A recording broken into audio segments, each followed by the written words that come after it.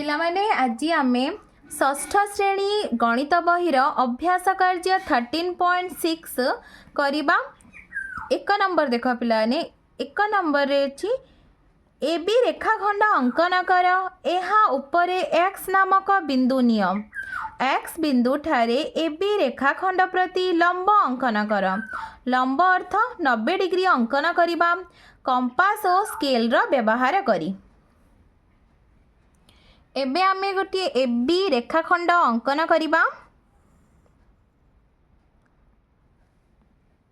ये बिंदु दुईटीर नाम आमे दे दवा ए बी रेखाखंड उपरे एक्स नामक एक बिंदु नबा। ए एक्स बिंदु उपरे आमे 90 डिग्री अंकन करिबा बा लंब अंकन करिबा। एक्स बिंदु उपरे आमे कंपास रो मुन रखी गोटिए अर्धवृत्त अंकन करिबा।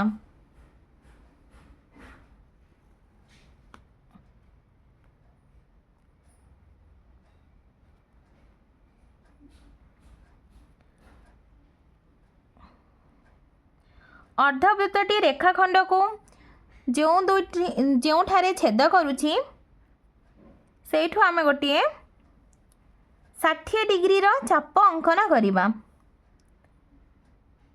60 डिग्री रो चापरु 120 डिग्री रो चाप अंकन करिबा। एपटे गोटिए चाप अंकन कर पुणी 120 डिग्री ऊपर रखिकी गोटिए चाप अंकन कर।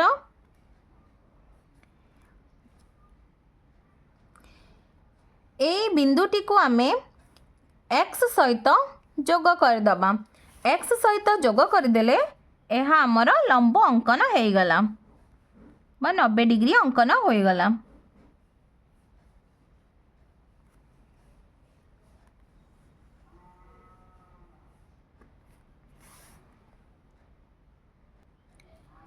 वाई एक्स होची ए बी प्रति लंब।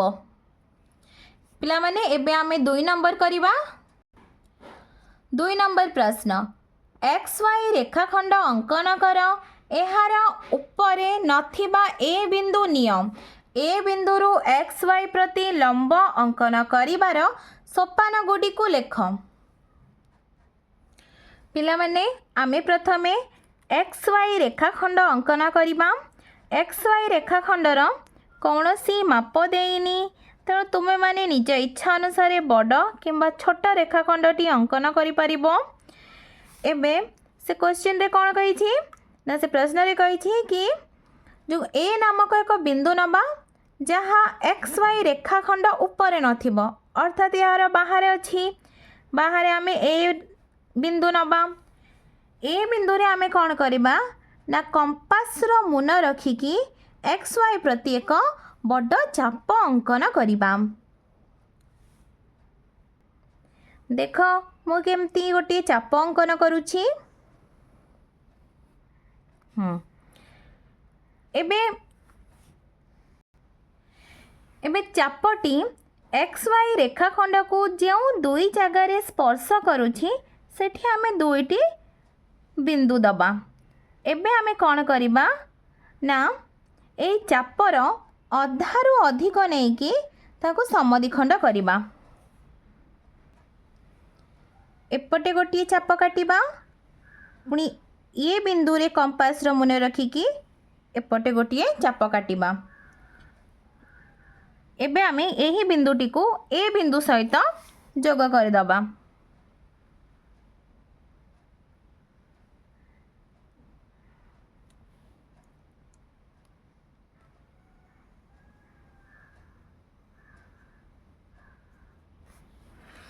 ए बिंदुटीर नाम आमे सी दे देबा। ए बिंदुर नाम पी या नाम क्यू बी।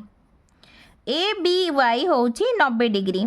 ए बी लंब एक्स वाई बा ए सी लंब एक्स वाई तमे जहाँ भी कहि पारिबो।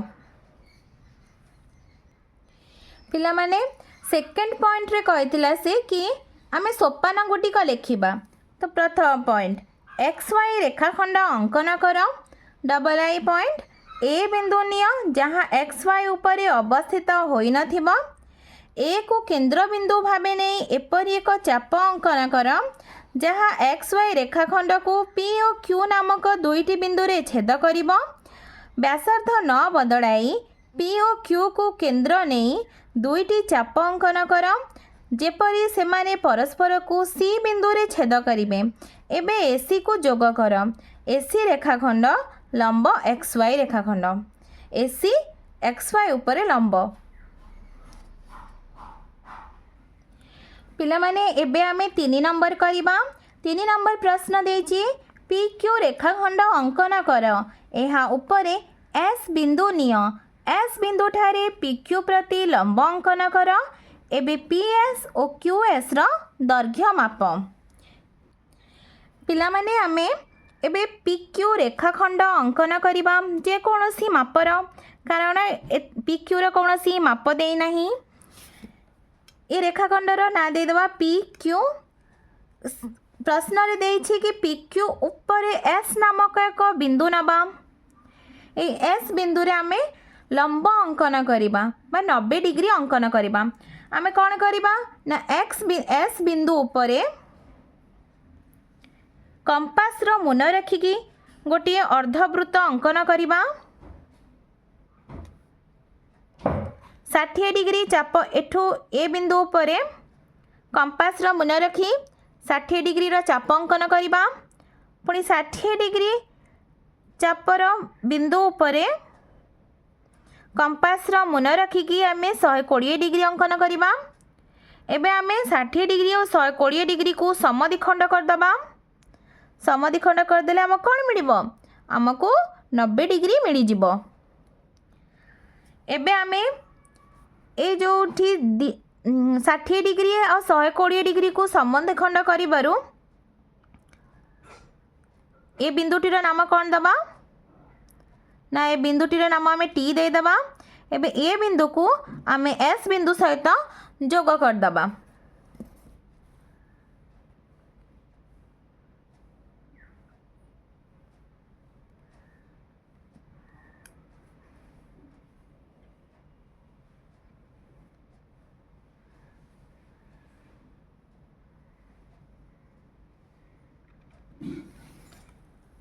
एठी आमर लंब अंकन हो गला।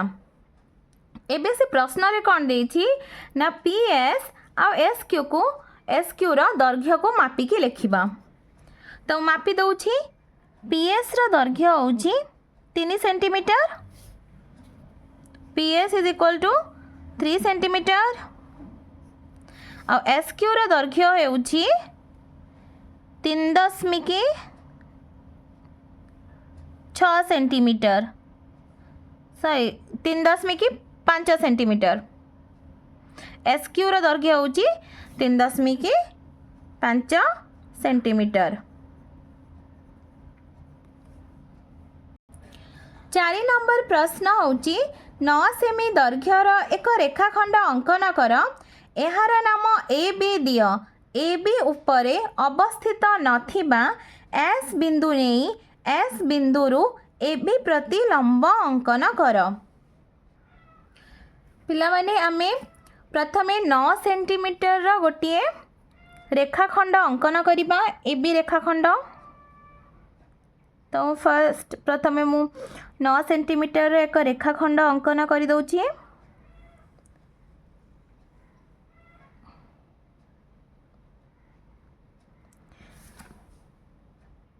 एबी उपरे अवस्थित नथिबा एक एस बिंदु नबा।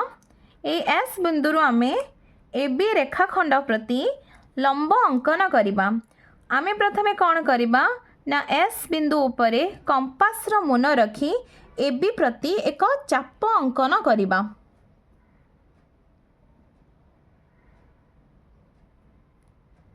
गोटे बड़ चाप अंकन करिबा।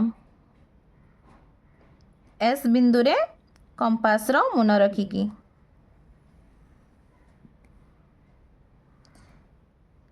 एबे आमे ए चापटी एबी रेखाखंड को जो दुईटी बिंदु छेद करछि से दुईटी बिंदु आमे आउ दुईटा चाप अंकन करिबा।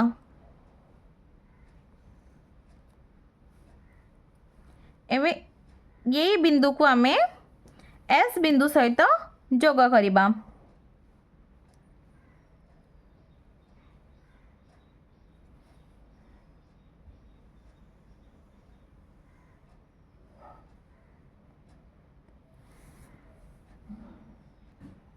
एबे आमर लंब अंकन हो गला। एबे आमे नाम देदेबा। ए बिंदुर नाम पी देदेबा, यार नाम क्यू, जोठी एटा छेद करछि यार नाम एम देदेबा। तो एस एम लंब ए बी। पिला माने आशा करछि तुमको वीडियोटी भल लगी तुमको वीडियोटी भल लगिले प्लीज लाइक एंड सब्सक्राइब।